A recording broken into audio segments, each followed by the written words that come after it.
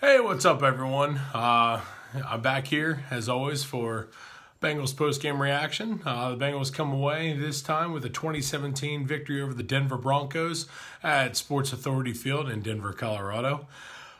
Huge win for the Bengals. This was the kind of victory that, that could, it makes the team feel better, especially after losing 10 straight games in Denver.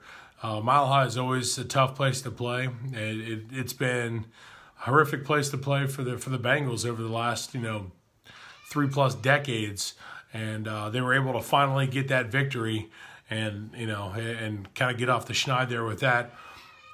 This was a game to where the Cincinnati Bengals, their defense once again won them that game. Their defense, I touched on it a little bit in my preview of this game, that both defenses are very, very talented. Overall, Denver, yards per game, they're fifth overall with 290 something yards on average they were giving up, compared to the Bengals as well, who were 13th overall in average yards. The Bengals defense gives up less points after being on the field a lot longer than the Broncos defense has this season. In this case, the Bengals were able to get it done. The defense, like I said, won them this game by obviously you get the start with Drake Kirkpatrick, 100-yard interception return. He does fumble it. However, the Bengals offense is able to punch in. No excuse that they shouldn't be able to from the 1-yard line. They get it done there. This was a game Andy Dalton didn't have to be spectacular. He was 15 of 25 for 154 yards, 3 touchdowns for Dalton. One of those, granted, like I said, was the 154 yards. So one of those was like a 1-yard touchdown pass to Tyler Kroft, excuse me, that Randy Bullock then subsequently missed the extra point. Par for the course. Randy Bullock could have cost the Bengals this game had Denver been able to drive down the field. Brock Osweiler, 23 of 42, 254 yards. He did have a touchdown on a beautiful play by Demaryius Thomas. What a catch. Demaryius Thomas is one of the top receivers in the league. However, when you have Brock Osweiler throwing to you, it's pretty tough. Just think Osweiler was a quarterback the Cleveland Browns didn't even want. So that right there is telling you something a little bit. As a person who follows the Broncos as well, I thought he never should have left Denver, but instead he chose to follow the cash. And with the Houston, obviously, he ended up going to Cleveland after that, and then now he's back with the Broncos. Excuse me. Overall, the rushing attack for the Bengals was awful. There's nothing really to say outside of that. Joe Mixon, 20 rushes for 49 yards. His longest rush was 8 yards. Gio Bernard, 3 rushes, -4 yards. Andy Dalton did have 3 rushes for 4 yards. Overall, the Bengals' offensive line just continues to suck. There's no other way to put it than that. They just suck. And you can tell that Andy Dalton is he's playing like a man scared in the backfield. He's just not, and again, as most people know, I'm a huge Andy Dalton supporter. I always have been, and I will continue to be. However, I will criticize him when needed.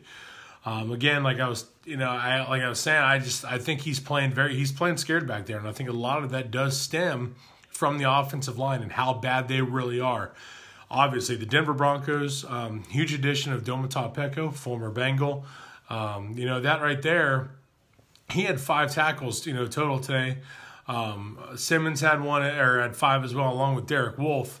Aqib Talib, 4 tackles. Davis, Marshall, and Von Miller. Von Miller really wasn't as big of a factor as most people expected, especially against this Bengals offensive line. A lot of people expected the Bengals, defense or Bengals offensive line to really, really struggle. And fortunately for the Bengals, they just they didn't give it up. Dalton was sacked twice. That's impressive right there, facing this Denver defense who puts a lot of pressure on the quarterback. And he was sacked, like I said, he was sacked 2 times for 13 yards. So if you look at it, obviously not too bad. On the flip side, Brock Osweiler sacked 3 times for 25 yards. The Bengals defense was on it today. Carlos Dunlap with 2 of those sacks, and then Vontez with the other one, including the forced fumble. So, overall, Bengals defense, like I said, they continue week in and week out. They continue to put the team in a position to win this football game, and they've been doing that. It's consistent from this team. Granted, like I said, you look at the stats and you see like where this defense ranks and how and where they fit. In the league and basically like the league standings defensively. They're not. I don't think they're not reflecting as well as they really are. This team is a damn good defense. Plain and simple, damn good defense.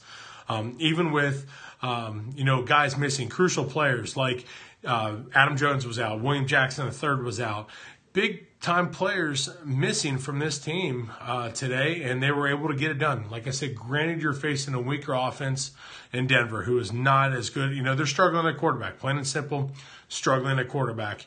With the weapons that they have with Devontae Booker, C.J. Anderson, and Jamal Charles, the Bengals defense held. They didn't even give any of those guys even over 50 yards rushing. Devontae Booker, 14 attempts for 44 yards rushing.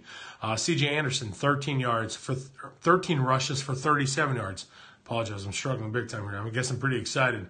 Osweiler, he ran for 24 yards on 4 scrambles. Jamal Charles, 3 rushes for 7 yards. So it's times like that this team is really, they're doing a great job of really holding the opposing, rushing attack, especially like Denver, who, even though they do have an offensive line that is pretty porous, they did a great job of holding them down. If you look at the receiving, Demaryius Thomas, he had the beautiful touchdown reception. He had 5 receptions for 64 yards. Booker out of the backfield, 5 receptions, 54 yards. His longest was 21, along with Cody Latimer. He had 1 reception for 21 yards. Those were the biggest plays that Denver had all game. So, granted, if you're looking at it, the longest run by Osweiler was 12 yards. So there's a double-digit run there. Demaryius Thomas, the touchdown for 17 yards. That's one. Booker had a 20. So if you do look at it, there were only 2 plays that Denver had offensively that were, 2 big-time receptions that were over 20 yards. So anytime you hold an offense to under that, you're putting yourself in a pretty good spot. The Bengals defense today. Let's see if I can find out here. I was trying to see what they were on 3rd down. Let's look here real quick. I apologize. I thought I was going to have it a little quicker than what I thought. Let's see. 3rd down efficiency, again, 12 of 21. So again, you're not getting off the field on 3rd down. That continues to be an issue for this Bengals defense. However, on the flip side, the Bengals 7 of 15, so 46%. They did a good job of gaining first downs. They did have 12 total first downs, 1 rushing, 9 via the pass, and then 2 by penalty. The most crucial one was the play on Bradley Roby where AJ Green just had him beat, and he ended up I believe it was either holding or pass interference. I can't remember off the top of my head, but that was a crucial penalty that gave the Bengals more time there to take off the clock. So it's crucial plays like that this team has not been getting, and things finally came together for the Bengals today, and obviously it paid off. However, like I said, 49 yards net rushing on 26 rushing plays is pretty bad. They did have 6 times where the Bengals had a negative run, a running play. You had 6 total tackles for loss and for minus 14 yards. That's kind of stuff you can't really have. Net yards passing was 141 if you include the 2 sacks, which obviously go against that, with Dalton having 144 or 154 yards total passing. However, you minus, like I said, the sacks, that's where you get that. Including the sacks, your average gain per passing play is 5.2 yards. You could tell by the play calling, and it's something that we tend to harp on a lot. The coaching staff, the way way they call the plays, granted they won this game, but you have to. It all comes down to, with Andy Dalton in the backfield, like I said, and the quarterback. I don't care who we have in the backfield there. If he doesn't have the time to throw it, you're really struggling to put things together, and that's what you see it every week. Like I said, this is not the Andy Dalton that I'm used to and that Bengals fans are used to. Granted, you're going to have the Andy Dalton haters are going to have a different opinion. It is what it is. But when you get the play calling that's not helping your quarterback, that falls on the coaching staff, plain and simple. And that's what needs to change, is that your offensive line is bad. Your rushing attack is bad. You have to find ways and game plan around that and create ways to get, the ball, get the ball to these guys. And yes, the Broncos did look like trash. They did not play very well. Defensively, like I said, they did a pretty good job of shutting down the Bengals' rushing attack. That was kind of expected. But overall, you have to game plan and you have to create plays to get the ball out of Andy Dalton's hand quicker. It's just plain and simple, because he does. Granted, like I said, he did have a 3-touchdown game. He was 15 of 25. But the longest play for the Bengals is today, 29 yards. Where two passes for 29 yards. That were the longest passing plays that they had. One of those was the touchdown to Alex Erickson, and that was just a beautiful pass by Dalton to Erickson on that one. And then the other one to Brandon LaFell, where he stepped out of bounds right at the end. And then A.J. Green had an 18-yard touchdown pass where he, great play again on Roby there. So the Bengals, granted, like I said, they were getting those big plays. A.J. Green, 4 receptions for 50 yards. Alex Erickson, 2 receptions for 42 yards. LaFell, 3 for 37. And then Tyler Kroft with the big touchdown. He was 2 for 12. You did see a Tyler Boyd side, and he was able to a crucial first down play. I was on third down, I believe is what it was. So it's big plays like this that were crucial for the Bengals to continue to move on. Kevin Huber, he was once again superb. He had to punt 7 times. He averaged 35.6, 2 of them inside the 20. His longest punt was 58 yards. So again, the big time by Kevin Huber. He continues to make plays. Vontez Burfict. I will continue to. I did harp on him last week for for his play, like the ejection and kind of putting it on himself. I'm going to take that back. Granted, the target is on his back, and he does need to realize that. But this is a completely different defense when he's in there.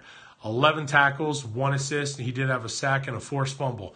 That is what Vontez Burfict brings to the table. I will take that along with all of his other shenanigans, and the guy plays hard. However, he does have to realize that, and he's seeming to realize that the target is on his back a little more. And he looked, to me when I watched today, he looked like he was much more composed mentally. And that right there is, when he's like that, is a dangerous player, because he's going to be in on tackles. He's going to be in on every play. And that's how he was. Darqueze Dennard, 8 tackles. Nick Vigil, done a great job this season. He's had 6 tackles. Dunlap, 4 tackles, along with Drake Kirkpatrick. Ryan Glasgow, 3 tackles. George Iloka, 3 tackles, 3 assisted. So these guys were all over the place today, and they were just making plays. And that's the type of effort that this Bengals team needs. Now you put yourself in a good spot coming in at home next week against the Cleveland Browns, who are continue to be winless. However, the Browns do play us good at home.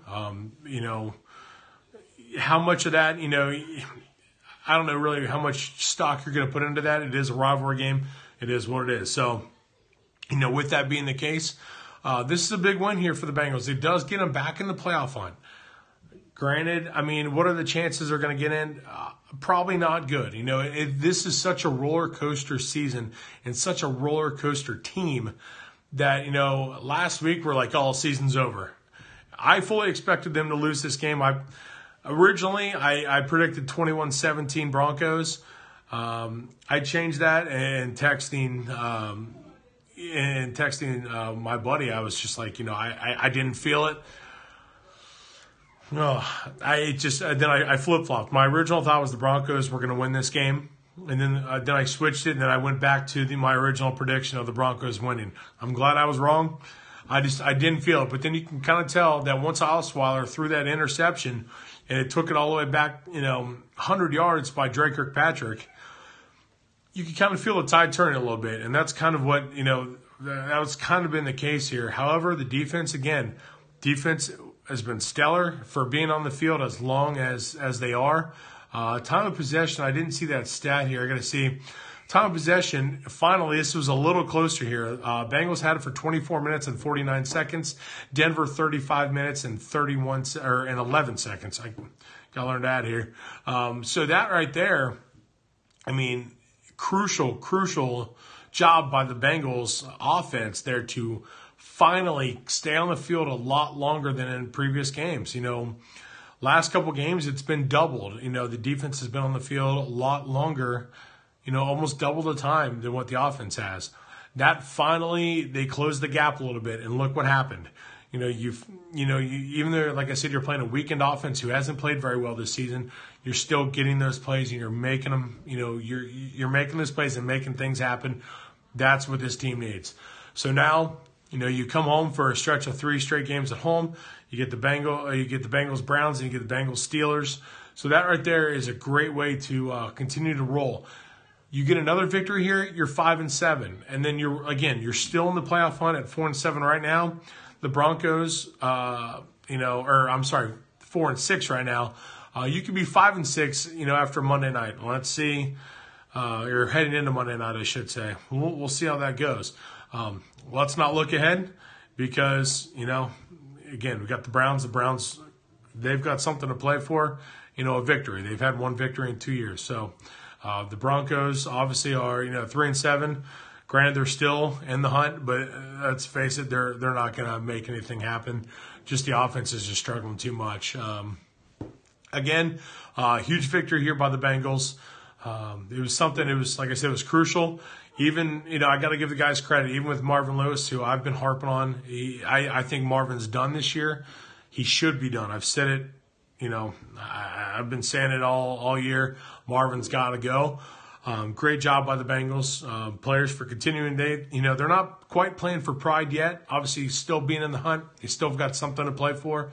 Got to give them credit for keeping it up because they're not at that play for pride, point yet. So, there you go. Good job on them. As always, like I said, it's tough. I've been a Broncos fan as well for, since I was 6 years old. So over almost 30 years, I've been following the Broncos as well. So, this is always a tough game for me, but obviously, my heart's always with the Bengals. Great job on them today. Again, it's going to be tough for the Bengals, to continue on and even move forward here.